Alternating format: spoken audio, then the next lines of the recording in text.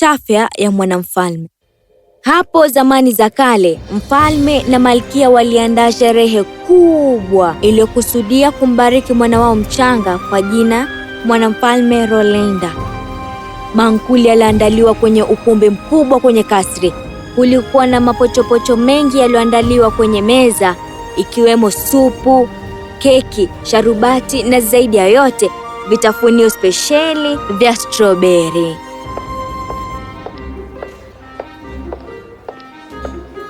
Malkia kwa ukarimu wake alikuwa akifuatilia kila kitu kilichokuwa kikiendelea, na kwa wasiwasi akagundua kwamba upande wa kulia wa ukumbi hakuna yeyote aliyekuwa amepewa vitafunio vya strawberry. Mpishi akamjia malkia wakati huo akionekana mwenye hofu na wasiwasi. Akamkaribia malkia na kumnong'onezea malkia sikioni. Malkia, vitafunio vilivyotengenezwa na strawberry vimeisha. Malkia akaingiwa na hofu. Kuna vitafunio vya aina nyingine vilivyosalia? Ndiyo malkia. Naomba vipakuliwe mara moja. Mpishi akaondoka na malkia akaendelea na shughuli nyingine. Baada ya muda mfupi, sauti kubwa ikasikika ghafla. Vipo wapi vitafunio vyangu vya strawberry? Kwa mshtuko, wote waligeuka na kumwona kichimbakazi kwa jina Malvolia akiwa amesimama, mikono ikiwa kiunoni, akiangalia kwa dharau sahani iliyokuwa na chokoleti. Malkia akaenda kwake kwa upesi. Samahani sana, Bi Malvolia, ila vitafunio vya strawberry vimeisha. Unamaanisha kwamba ulioka vya marafiki wako wa karibu tu? Tutaagiza vingine mara moja. Vitafunio vya strawberry vilivyookwa na malkia mwenyewe kwa marafiki wake, ila kwa mimi mchimbakazi ajuzi na mwenye taadhima nimeachiwa chokoleti ya kawaida tu. Nahisi kuwa nimedharauliwa na nyinyi nyote. La! Nina hakika mtalipia vilivyo kwa kunibisha hivi. Na mlaani mwana wa mfalme kila atakapopiga chafya, kitu kitabadilika hadi. Wakati huo, upepo wa kaskazini uliingia chumbani kupitia dirisha lililokuwa wazi na kuyabeba maneno yake Malvolia ya mwisho. Malvolia akapiga vidole na kutoweka walipokuwa wakimwangalia. Kilio cha mtoto kilisikika na mfalme na malkia wakakimbia wakiwa na wasiwasi hadi alipokuwa mwana wao kwenye malazi yake yaliyokuwa mahali palipoinuka ukumbini. Mara moja mwana wa mfalme akaukunja uso na kupiga chafya ya kutisha ghafla.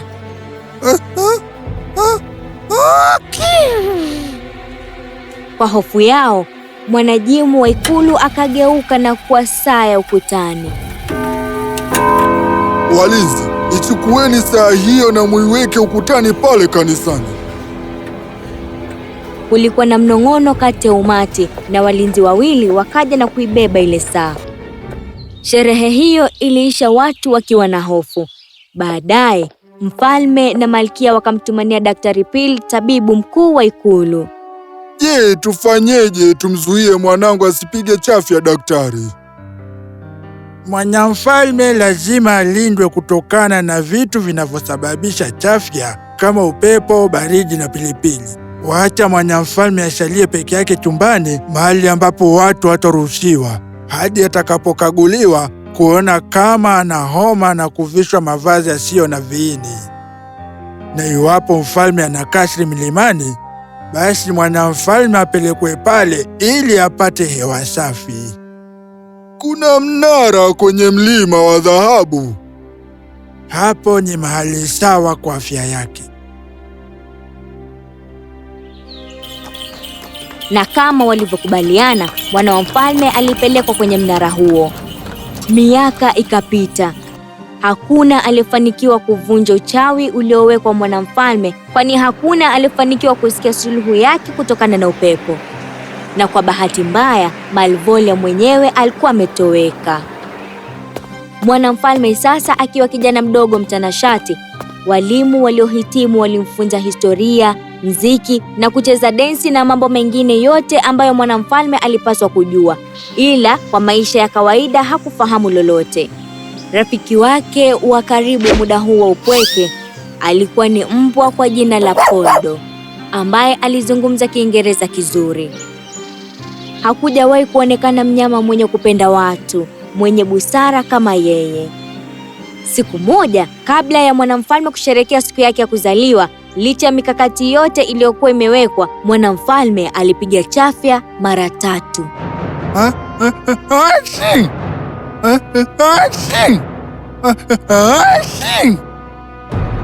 Kwa chafya ya kwanza, mbwa wote kwenye ufalme isipokuwa Poldo waligeuka na kuwa paka, na paka wote wakageuka kuwa mbwa. Ingawaje ndogo, mabadiliko haya yalitisha na kukinzana na maumbile. Paka wote walikuja na kuwabokea watu na kuwakimbiza mitaani, huku mbwa kwa upande wa pili walisalia jikoni na kuwawinda panya. Ili kumuita mmiliki wao, mbwa hawa walilia kama paka. Kwa chemuo la pili, wanaume wote wakongwe waligeuka ghafla na kuwa miti ya elm. Kwa mabadiliko haya ghafla, watu waliokuwa karibu walishtuka. Kwa mchemuo wa tatu, watu wote waliokuwa kwenye picha za makavani waliota uhai. Wapiga kelele, watapeli, nyumbu, maseneta wa Kirimi, watu mashuhuri waliokufa zamani na wengine wa kihistoria walipepesa macho yao. Jamani, ninafanya nini ndani ya picha hii? Naishi nimefinywa hapa, sijui kuwahusu, ila mimi naondoka. Wa mwisho kutokana na picha hizi ndio mzembe zaidi. Na mara moja wote wakatoka ndani ya picha. Walinzi walioshtuka walijaribu kuwazuia kukimbia ndani ya makavazi. Kwa upande mwingine, mwanamfalme alikuwa hana furaha. Mateso kiasi gani! Siwezi kufikiria kuwa nitasalia ndani ya mnara huu maisha yangu yote. Ingawaje shujaa, alijilaza kwenye kochi na kulia kwa huzuni. Ghafla, Poldo akatokea. Mbona unalia mwanamfalme? Ni wazo la kwamba mimi maisha yangu yote nitaishi tu humu ndani kwenye huu mnara. Sitoweza kuona sehemu zingine za ulimwengu. Poldo alinyamaza kwa dakika kadhaa. Mwanamfalme, usipoteze matumaini. Je, ushawahi fikiria kumuuliza bwana wangu wa zamani, jitu la pembeni kaskazini? Maana upepo wa kaskazini huishi naye. Jitu hilo huwa na kikasha kikubwa kwenye ikulu yake cha siri ambacho upepo umesikia, na huenda suluhu la uchawi wa Malvin ni kati yao. Iwapo utaniandalia koti lenye joto na viatu 4, basi mimi nitaenda kwa jitu lile na kumuuliza. Je, ni kweli utalifanya hilo? Nitafurahi sana iwapo utapata suluhu ya matatizo haya yote. Poldo akatikisa kichwa kwa furaha. Siku iliyofuata, fundi wa nguo wa kifalme alimtengenezea Poldo koti maridadi na viatu 4 vizuri.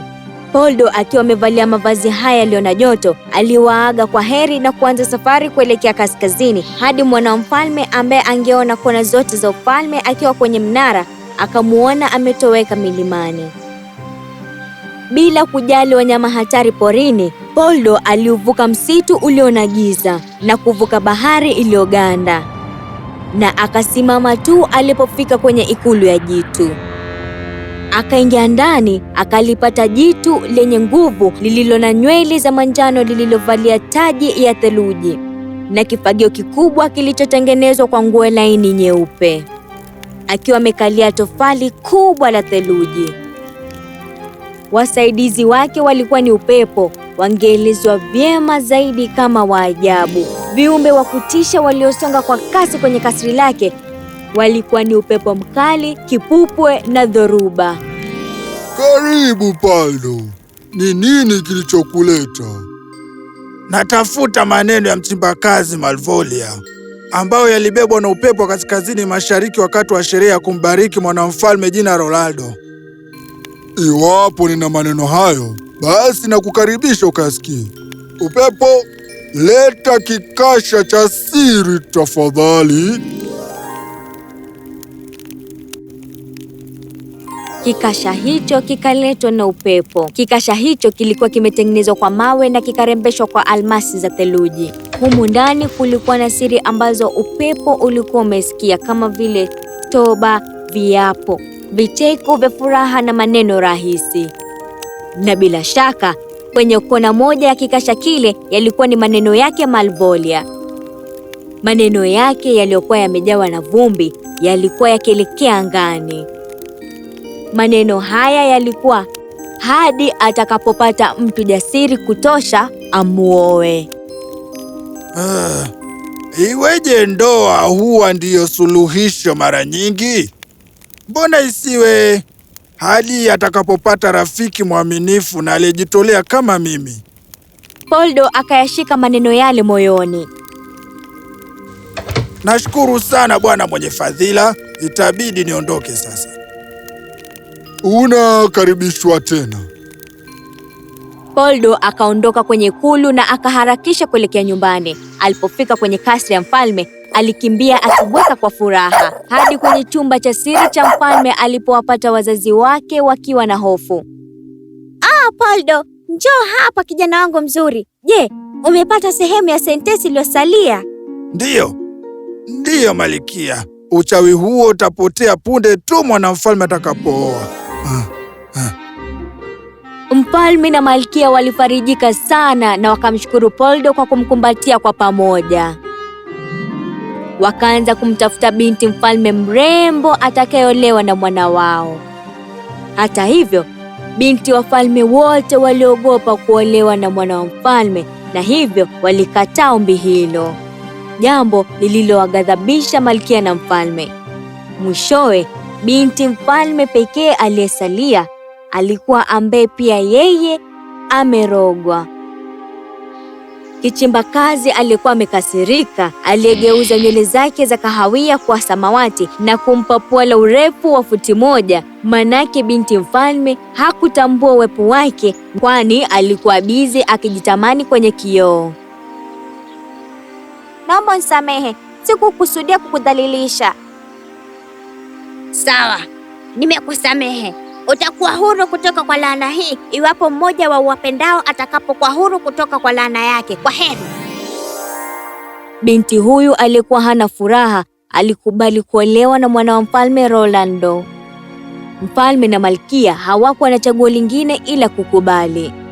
Siku ya harusi iliwadia. Mwana mfalme alipendeza sana na akamuongoza bi harusi hadi kwenye ukumbi. Mara tu sherehe ya harusi ilipokuwa nusu, mwana wa mfalme alipata msukumo wa kupiga chafya. Alijaribu kudhibiti hili ila hakufanikiwa.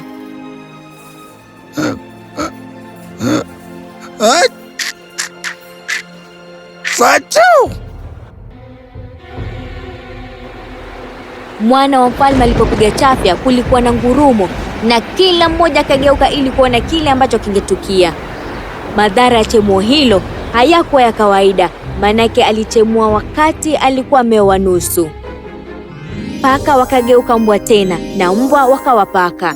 Miti ya elmu ikageuka tena na kuwa wazee wa kongwe. Saa ikageuka tena na kuwa mwanajimu wa hekalu. Maseneta wa Urumi, nyumbu na watu mashuhuri wa historia wakarejea kwenye picha zao.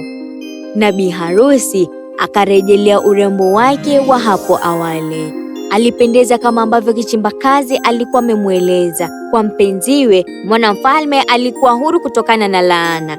Hilo lilimaanisha kuwa binti mfalme alikuwa huru pia. Walijawa na furaha, sherehe zikaendelea na wawili hao wakaoana.